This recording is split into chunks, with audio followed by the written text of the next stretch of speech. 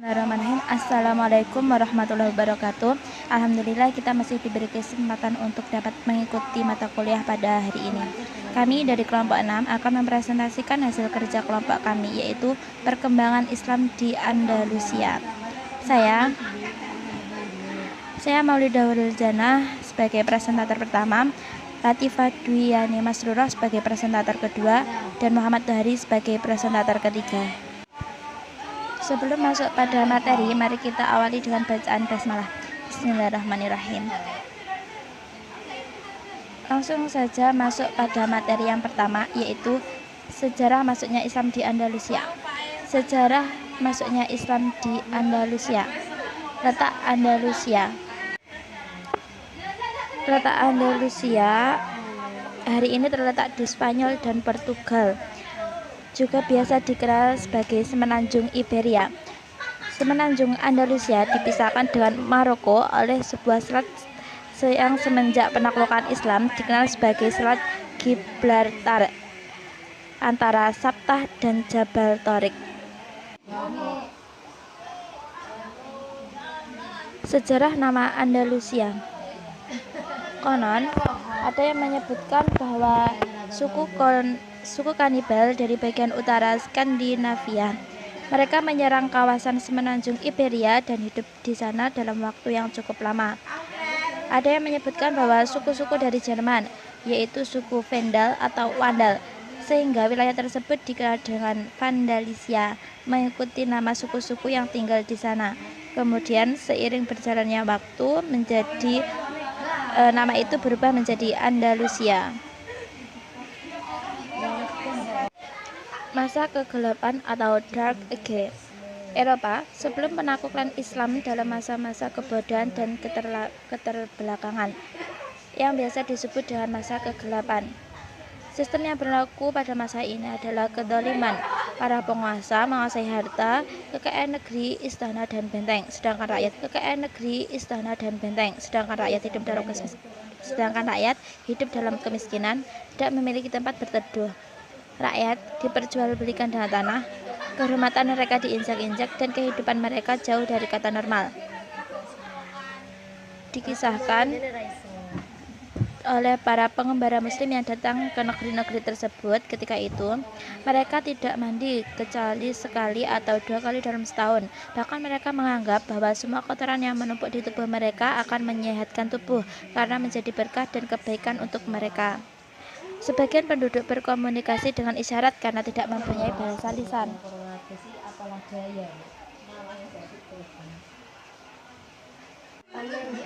Di akhir abad keempat, Andalusia dikuasai oleh bangsa Gotik. Dalam masa inilah akhirnya Imperium Romawi mengizinkan suku-suku Vandal yang tinggal di Semenanjung Iberia untuk tinggal di kawasan barat laut Semenanjung itu dengan syarat mereka tidak mengganggu stabilitas kawasan dan wilayah lainnya. Namun karena suku Vandal ini begitu banyak, sementara Imperium Romawi demikian lemah, suku-suku itu pun mulai menguasai hampir seluruh bagian pulau, bahkan juga mengancam negeri Galia atau Prancis, serta melakukan berbagai tindakan perusakan dan keganasan. Desakan suku Gotik Barat yang kuat terus menekan dan mengusir suku-suku Vandal lainnya ke arah selatan, dan ketika suku-suku Vandal itu semua mereka mundur sambil melakukan perusakan terhadap semua peradaban Romawi di Semenanjung itu. Hingga akhirnya suku Gotik itu pun menguasai dan mengukuhkan kekuasaan mereka di Semenanjung tersebut, khususnya di masa panglima mereka yang kuat, yaitu Valia. Sekitar setahun sebelum penaklukan Islam terhadap Spanyol, Roderick melakukan kudeta terhadap kekuasaan dan memakzulkan Raja Gaitisya. Roderick yang menjadi penguasa negeri tersebut saat pertama terjadinya penaklukan Islam.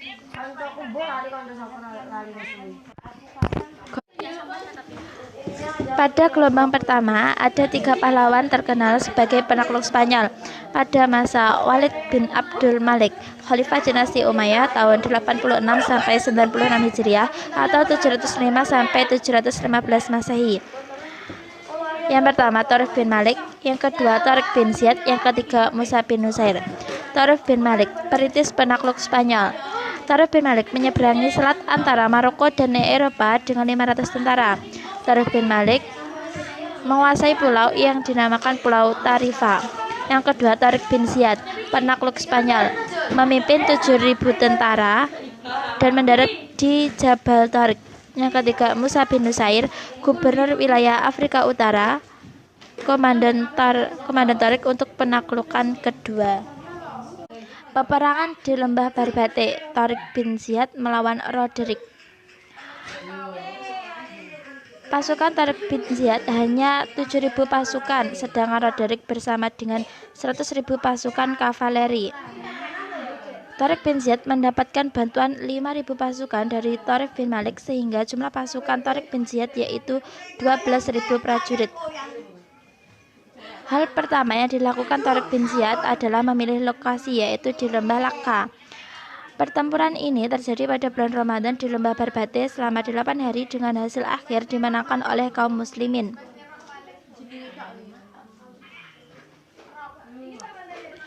Hasil-hasil penting.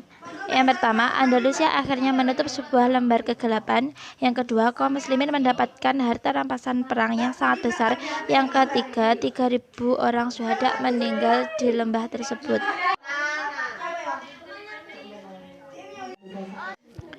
Gelombang 2. Pada masa pemerintahan Umar bin Abdul Aziz tahun 99 Hijriah atau 717 Masehi. Sasaran penguasaan daerah yaitu sekitar pegunungan Pyrenea dan Prancis Selatan. Sayangnya usaha tersebut gagal karena Al-Salama, pemimpin pasukan tersebut, terbunuh pada tahun 102 Hijriah. Kemudian pasukan diserahkan kepada Abdurrahman bin Abdullah Al-Ghafiqi. Ketika Daulah Umayyah di Damaskus runtuh, pemerintah di Andalusia dipegang oleh Abdurrahman bin Muawiyah bin Hisham yang berhasil lolos dari buruan Bani Abbas. Abdurrahman bin Muawiyah bin Hisham inilah yang berhasil mendirikan kembali Daulah Umayyah II di Spanyol. Selanjutnya adalah Andalusiana di bawah pemerintahan dinasti Umayyah. Pada periode pertama, pada tahun 711 sampai 755 Masehi, pada periode ini stabilitas politik negeri Spanyol belum tercapai secara sempurna. Gangguan-gangguan masih terjadi, baik datang dari dalam maupun dari luar.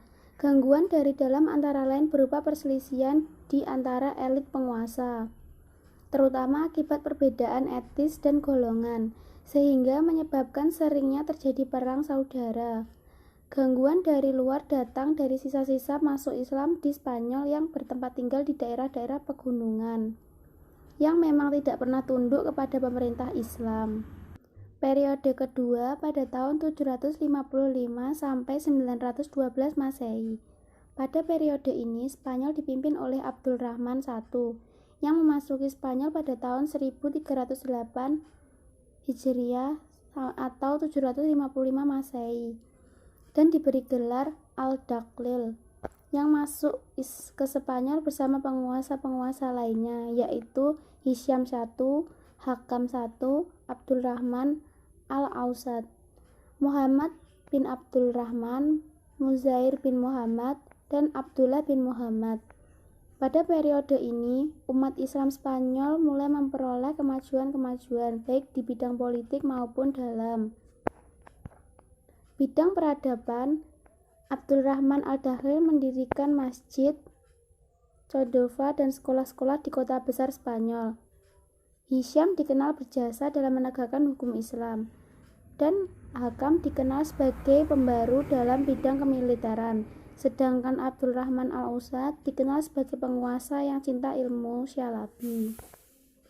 Pada periode ketiga, tahun 912 sampai 1013 Masehi, periode ini berlangsung mulai dari pemerintahan Abdurrahman III yang bergelar Al-Nasir bersama para penguasa lainnya, yaitu Hakam II dan Hisham II, sampai munculnya raja-raja kelompok yang dikenal sebutan Al-Muluk, Al-Tawaf. Pada periode ini, umat Islam Spanyol mencapai puncak kemajuan dan kejayaan menyaingi kerajaan dinasti Abbasiyah Baghdad. Abdurrahman Nasir mendirikan Universitas Cordova. Perpustakaannya memiliki koleksi ratusan ribu buku. Hakam II juga seorang konektor buku dan pendiri perpustakaan. Pada masa ini, masyarakat dapat menikmati kesejarahan dan kemakmuran. Pembangunan kota berlangsung cepat. Periode keempat pada tahun 1013 sampai 1086 Masehi. Pada periode ini, Spanyol terpecah menjadi lebih dari 30 negara kecil di bawah pemerintahan raja-raja golongan Al-Muluk Al-Tawaf. Berpusat di suatu kota kecil, Selifi, Cordova, Toledo, Selefi. Pada periode ini, umat Spanyol kembali memasuki masa pertikaian intern. Ironisnya, kalau terjadi perang saudara ada di antara pihak-pihak yang bertikai, itu menjadi bantuan kepada raja-raja Kristen. Melihat kelemahan dan kekacauan yang menimpa keadaan politik Islam itu, untuk pertama kalinya, orang-orang Kristen pada periode ini mulai mengambil inisiatif penyerangan. Meskipun kehidupan politik tidak stabil, namun kehidupan intelektual terus berkembang pada periode ini. Periode kelima, pada tahun 1086 sampai 1248 Masehi. Pada periode ini Spanyol Islam. Meskipun masih terpecah dalam beberapa negara, namun terdapat satu kesatuan yang dominan, yaitu kekuasaan dinasti Murabitun pada tahun 1086 sampai 1143 Masehi dan dinasti Muawidun pada tahun 1146 sampai 1235 Masehi. Dinasti Muwahhibun pada mulanya adalah sebuah gerakan agama yang didirikan oleh Yusuf bin Tafsir. Periode ke-6 pada tahun 1248 sampai 1492 Masehi. Pada periode ini, Islam hanya berkuasa di daerah Granada, di bawah dinasti Bani Ahmar, pada tahun 1232 sampai 1492 Masehi. Peradaban kembali mengalami kemajuan seperti di zaman Abdul Rahman Al-Nasir. Akan tetapi secara politik, dinasti ini hanya berkuasa di wilayah yang kecil. Namun, masa kemajuan ini tidak berlangsung lama. Abu Abdullah mengadakan pemberontakan saat ayahnya menetapkan saudaranya sebagai pewaris tahta kepemimpinan, hingga akhirnya sang ayah terbunuh. Abu Abdullah kemudian meminta bantuan kepada Ferdinand dan Isabella untuk menjatuhkannya. Dua penguasa Kristen ini dapat mengalahkan penguasa yang sah dan Abdullah naik tahta. Abu Abdullah tidak kuasa menahan serangan-serangan orang Kristen tersebut dan pada akhirnya mengaku kalah. Ia menyerahkan kekuasaan kepada Ferdinand dan Isabella, kemudian hijrah ke Afrika Utara. Dengan demikian berakhirlah kekuasaan Islam di Spanyol pada tahun 1492 Masehi. Umat Islam setelah itu dihadapkan kepada dua pilihan, masuk Kristen atau pergi meninggalkan Spanyol. Pada tahun 1609 Masehi, boleh dikatakan tidak ada lagi umat Islam di daerah ini. Selanjutnya adalah penyebab kemunduran Islam di Andalusiana. Yang pertama, konflik Islam dan Kristen. Penguasa Muslim tidak melakukan Islamisasi dengan sempurna. Kerajaan taklukannya dibiarkan mempertahankan hukum, adat, dan hierarki tradisional asal tidak ada perlawanan senjata. Kehadiran Islam telah memperkuat rasa kebangsaan orang Spanyol Kristen. Yang kedua, tidak adanya ideologi pemersatu. Bani Umayyah di Spanyol tidak pernah menerima orang-orang pribumi dengan istilah Itbat dan Muawaldun pada orang mukalaf, sehingga dinilai merendahkan akibat kelompok etis non-Arab sering merusak perdamaian. Tidak ada ideologi yang dapat memberikan makna persatuan. Yang ketiga, kesulitan ekonomi di paruh kedua masa Islam di Spanyol. Penguasa membangun kota dan mengembangkan ilmu pengetahuan sangat serius sehingga lalai membina perekonomian. Yang keempat, tidak jelasnya sistem peralihan kekuasaan karena perebutan kekuasaan. Muluk at-Tawaf muncul Granada yang jatuh ke tangan Ferdinand dan Isabella juga karena permasalahan ini. Yang kelima, keterpencilan Spanyol Islam selalu berjuang sendirian tanpa mendapat bantuan, kecuali dari Afrika Utara, sehingga tidak ada kekuatan alternatif yang membendung kebangkitan Kristen. Assalamualaikum warahmatullahi wabarakatuh. Halo teman-teman, perkenalkan nama saya Muhammad Tohari. Di sini saya akan menjelaskan Subbab materi berikutnya yaitu tentang transmisi budaya Islam di Eropa. Yang pertama yaitu masuknya Islam di Eropa. Berbeda halnya dengan proses masuknya Islam di Amerika yang dipelopori oleh masyarakat kelas bawah, Islam masuk di Eropa melalui jalur kekuasaan yakni pada masa Daulat Bani Umayyah di bawah kepemimpinan Khalifah Al-Walid dan yang berkedudukan di Damaskus. Pada saat itu, Khalifah Al-Walid mengirimkan pasukan ke Afrika Utara untuk memperluas wilayahnya. Pada sekitar tahun 709 Masehi, Mus bin Nusyair yang saat itu menjabat sebagai gubernur Afrika mengutus Tariq bin Ziyad beserta pasukannya mengadakan penjajakan wilayah ke daerah benua Eropa yakni Spanyol, dan ternyata pasukan tersebut berhasil menduduki wilayah Spanyol tanpa melakukan perlawanan yang berarti. Selanjutnya, pada tahun 710 Masehi, Tariq bin Ziyad dan pasukannya yang mayoritas merupakan masyarakat Arab dan Barbar mengulangi misinya untuk memperluas wilayah dengan menyeberangi Laut Tengah menuju daratan Spanyol, dan ia serta pasukannya mendarat pada suatu bukit yang kemudian dinamakan Jabal Tariq atau yang dikenal dengan nama Gibraltar. Pasukan Tariq bin Ziyad harus berperang melawan pasukan Raja Spanyol yakni Raja Roderick. Dan peperangan tersebut berlangsung selama 8 hari dan akhirnya dimenangkan oleh pasukan Islam. Sedangkan Raja Roderick dan pengikutnya melarikan diri ke arah barat laut. Wilayah Spanyol yang dikuasai diantaranya adalah Arsidona, Toledo, dan Granada, kemudian berhasil ditundukkan. Dan Musa bin Nusyair menyusul ke Spanyol. Selanjutnya, dengan bantuan pasukan Spanyol yang tersisa dan dukungan rakyat Spanyol yang tertindas oleh Roderick, pasukan Islam berhasil menguasai Prancis dan negara-negara tetangganya hingga ke Skandinavia, Jerman, Polandia, Albania, Hungaria, Rumania, dan Bulgaria. Selanjutnya kita mempelajari tentang perkembangan Islam di Spanyol. Sejak pertama kali Islam menginjakkan kakinya di tanah Spanyol hingga jatuhnya kerajaan Islam terakhir di sana, yaitu sekitar 7,5 abad lamanya. Islam memainkan peranan yang besar, baik dalam bidang kemajuan intelektual yang meliputi filsafat, sains, fisik, fikih, musik dan kesenian, bahasa dan sastra, dan kemegahan bangunan fisik yang meliputi Cordova dan Granada, dan sejarah panjang yang dilalui umat Islam di Spanyol itu dapat dibagi menjadi 6 periode, yaitu pada periode pertama terjadi pada tahun 711 sampai 755 Masehi. Pada periode ini, Spanyol berada di bawah kepemerintahan para wali yang diangkat oleh Khalifah Bani Umayyah yang terpusat di Damaskus. Pada periode ini, stabilitas politik negeri Spanyol belum tercapai secara sempurna. Gangguan-gangguan masih terjadi, baik dari dalam maupun dari luar. Gangguan dari dalam antara lain berupa perselisihan di antara elit penguasa, terutama akibat perbedaan etnis dan golongan. Di samping itu, terdapat perbedaan pandangan antara khalifah di Damaskus dan gubernur Afrika Utara yang berpusat di Khairawan. Masing-masing mengaku bahwa merekalah yang paling berhak menguasai daerah Spanyol. Oleh karena itu, terjadi 20 kali pergantian wali atau gubernur di Spanyol dalam jangka waktu yang amat singkat.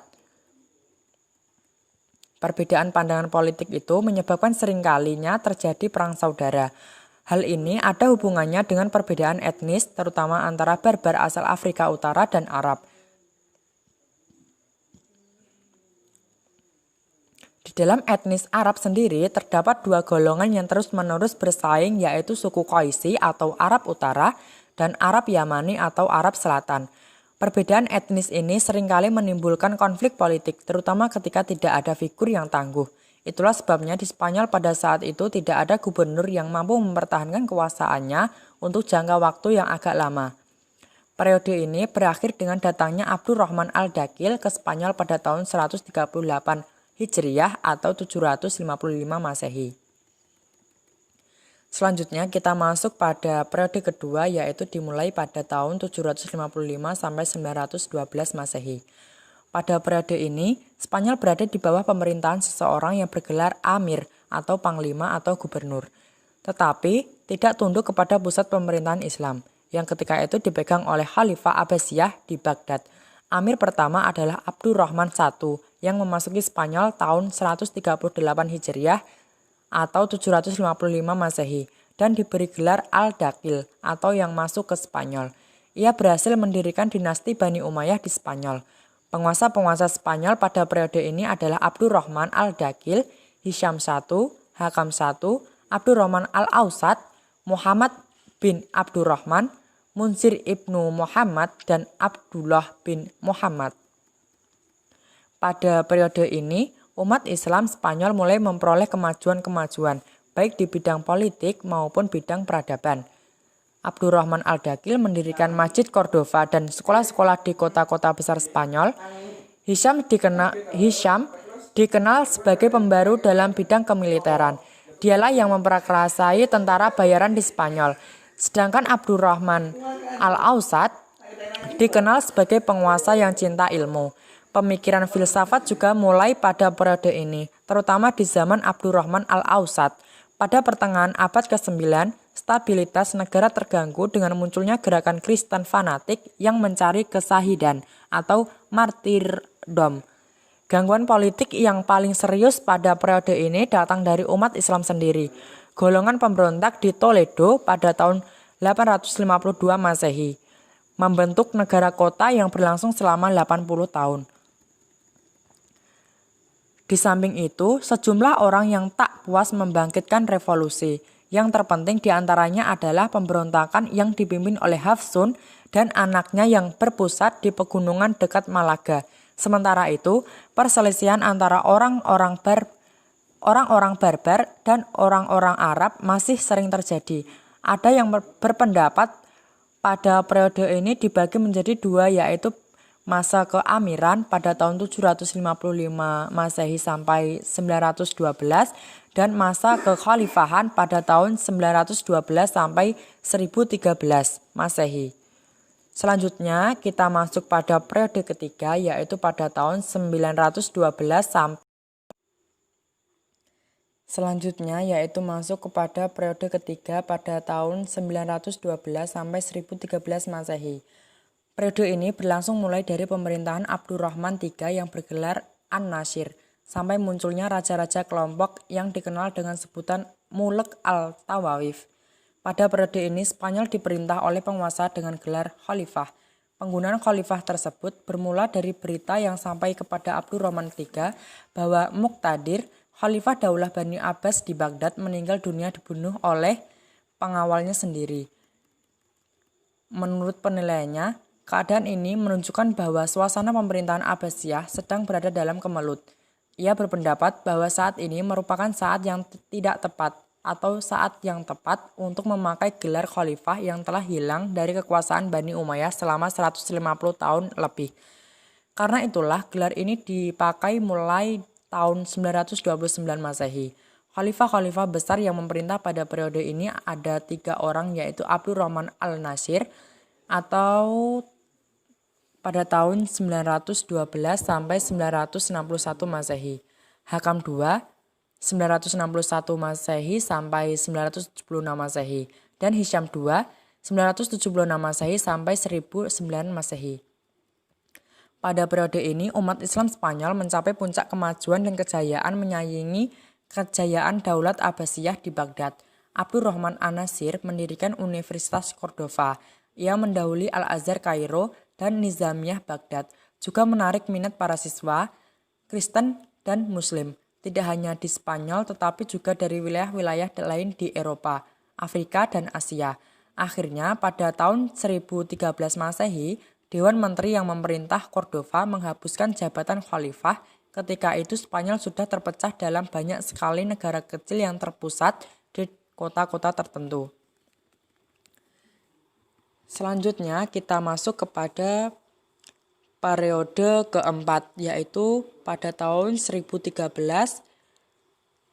sampai 1806 Masehi. Pada periode ini, Spanyol terpecah menjadi lebih dari 30 negara kecil di bawah pemerintahan raja-raja golongan atau al-mulukut Tawaif yang berpusat di suatu kota seperti Seville, Cordova, Toledo, dan sebagainya. Yang terbesar diantaranya adalah Abbadiyah di Sheffield. Pada periode ini, umat Islam memasuki masa pertikaian intern. Ironisnya, kalau terjadi perang saudara, ada di antara pihak-pihak yang bertikai itu yang meminta bantuan kepada raja-raja Kristen. Melihat kelemahan dan kekacauan yang menimpa keadaan politik Islam itu, untuk pertama kalinya orang-orang Kristen pada periode ini mulai mengambil inisiatif penyerangan. Meskipun kehidupan politik tidak stabil, namun kehidupan intelektual terus berkembang pada periode ini. Istana-istana mendorong para sarjana dan sastrawan untuk mendapatkan perlindungan dari satu istana ke istana lain. Selanjutnya masuk pada periode kelima, yaitu pada tahun 1086 sampai 1248 Masehi. Pada periode ini, Spanyol Islam meskipun masih terpecah dalam beberapa negara, tetapi terdapat satu kekuatan yang dominan, yaitu kekuasaan dinasti Murabitun pada tahun 1806 sampai 1143 Masehi dan dinasti Muwahhidun pada tahun 1146 sampai 1235 Masehi. Dinasti Murabitun pada mulanya adalah sebuah gerakan agama yang didirikan oleh Yusuf bin Tashfin di Afrika Utara. Pada tahun 1062 Masehi, ia berhasil mendirikan sebuah kerajaan yang berpusat di Marrakesh. Pada masa dinasti Murabitun, Saragossa jatuh ke tangan Kristen, tepatnya tahun 1118 Masehi. Dinasti Muwahhidun didirikan oleh Muhammad bin Tumazib wafat pada tahun 1128 Masehi. Dinasti ini datang ke Spanyol di bawah pimpinan Abdul al-Mu'nim. Pada tahun 1212 Masehi, tentara Kristen memperoleh kemenangan besar di Las Navas dan Tolosa. Kekalahan-kekalahan yang dialami Muwahhidun menyebabkan penguasanya memilih meninggalkan Spanyol dan kembali ke Afrika Utara pada tahun 1235 Masehi. Tahun 1238 Masehi, Cordova jatuh ke tangan penguasa Kristen dan Sheffield jatuh pada tahun 1248 Masehi. Seluruh Spanyol kecuali Granada lepas dari kekuasaan Islam. Kita masuk kepada periode ke-6 atau periode yang terakhir, yaitu pada tahun 1248 sampai 1492 Masehi. Pada periode ini, Islam hanya berkuasa di daerah Granada, di bawah dinasti Bani Ahmar pada tahun 1232 sampai 1492 Masehi. Peradaban kembali mengalami kemajuan seperti di zaman Abdurrahman An-Nasir. Kekuasaan Islam yang merupakan pertahanan terakhir di Spanyol ini berakhir karena perselisihan orang-orang istana dalam perebutan kekuasaan. Abu Abdullah Muhammad merasa tidak senang kepada ayahnya karena menunjuk anaknya yang lain sebagai penggantinya menjadi raja. Dia memberontak dan berusaha merampas kekuasaannya. Dalam pemberontakan itu, ayahnya terbunuh dan digantikan oleh Muhammad bin Sa'ad. Abu Abdullah kemudian meminta bantuan kepada Ferdinand dan Isabella untuk menjatuhkannya. Dua penguasa Kristen ini dapat mengalahkan penguasa yang sah dan Abu Abdullah naik tahta. Tentu saja, Ferdinand dan Isabella yang mempersatukan kedua kerajaan besar Kristen melalui perkawinan itu tidak cukup puas. Keduanya ingin merebut kekuasaan terakhir umat Islam di Spanyol. Abu Abdullah tidak kuasa menahan serangan-serangan orang Kristen tersebut dan pada akhirnya mengaku kalah. Ia menyerahkan kekuasaan kepada Ferdinand dan Isabella, kemudian hijrah ke Afrika Utara. Dengan demikian, berakhirlah kekuasaan Islam di Spanyol tahun 1492 Masehi. Umat Islam setelah itu dihadapkan kepada dua pilihan, masuk Kristen atau pergi meninggalkan Spanyol. Pada tahun 1609 Masehi, boleh dikatakan tidak ada lagi umat Islam di daerah ini. Selanjutnya yaitu kita mempelajari tentang kemajuan peradaban. Kemajuan peradaban di sini dibagi menjadi dua, yaitu kemajuan pada bidang intelektual dan pembangunan. Di bidang intelektual meliputi filsafat, sains, fikih, musik dan kesenian, dan bahasa dan sastra. Untuk filsafat, Islam di Spanyol telah mencatat satu lembaran budaya yang sangat brilian dalam bentangan sejarah Islam. Ia berperan sebagai jembatan penyeberangan yang dilalui ilmu pengetahuan Yunani Arab ke Eropa pada abad ke-12. Minat terhadap filsafat dan ilmu pengetahuan mulai dikembangkan pada abad ke-9 Masehi. Selama pemerintahan penguasa Bani Umayyah yang kelima yaitu Muhammad Ibnu Abdul Ar-Rahman pada tahun 832 sampai 886 Masehi. Selanjutnya, kemajuan intelektual pada bidang sains. Ilmu-ilmu kedokteran, musik, matematika, astronomi, kimia, dan lain sebagainya juga berkembang dengan baik. Abbas bin Farnas termasyhur dalam Islam. Abbas ibnu Farnas termasyhur dalam ilmu kimia dan astronomi. Ialah orang pertama yang menemukan pembuatan kaca dari batu. Ibrahim ibnu Yahya al-Naqas terkenal dalam ilmu astronominya. Ia dapat menentukan waktu terjadinya gerhana matahari dan menentukan beberapa lamanya. Ia juga berhasil membuat teropong modern yang dapat menentukan jarak antara tata surya dan bintang-bintang. Selanjutnya yaitu pada bidang fikih. Dalam bidang fikih, Spanyol Islam dikenal sebagai penganut Maliki. Yang memperkenalkan mazhab ini di sana adalah Ziyad Ibnu Abdul Ar-Rahman. Perkembangan selanjutnya ditentukan oleh Ibnu Yahya yang menjadi qadhi pada masa Hisham Ibnu Al-Rahman. Masa selanjutnya yaitu musik dan kesenian. Dalam bidang musik dan seni suara, Spanyol Islam mencapai kecermelangan dengan tokohnya Al-Hasan Ibnu Nafi yang dijuluki Zaryab. Setiap kali diselenggarakan pertemuan dan jamuan, Zaryab selalu tampil mempertunjukkan kebolehannya. Ia juga terkenal sebagai pengubah lagu. Ilmu yang dimilikinya itu diturunkan kepada anak-anaknya, baik pria maupun wanita, dan juga kepada budak-budak, sehingga kemasyhurannya tersebar luas. Kemajuan yang selanjutnya yaitu pada bahasa dan sastra. Arab telah menjadi bahasa administrasi dan pemerintahan Islam di Spanyol. Hal itu dapat diterima oleh orang-orang Islam dan non-Islam. Bahkan penduduk asli Spanyol menomorduakan bahasa asli mereka. Mereka juga banyak yang ahli dan mahir dalam bahasa Arab, baik keterampilan berbicara maupun tata bahasa.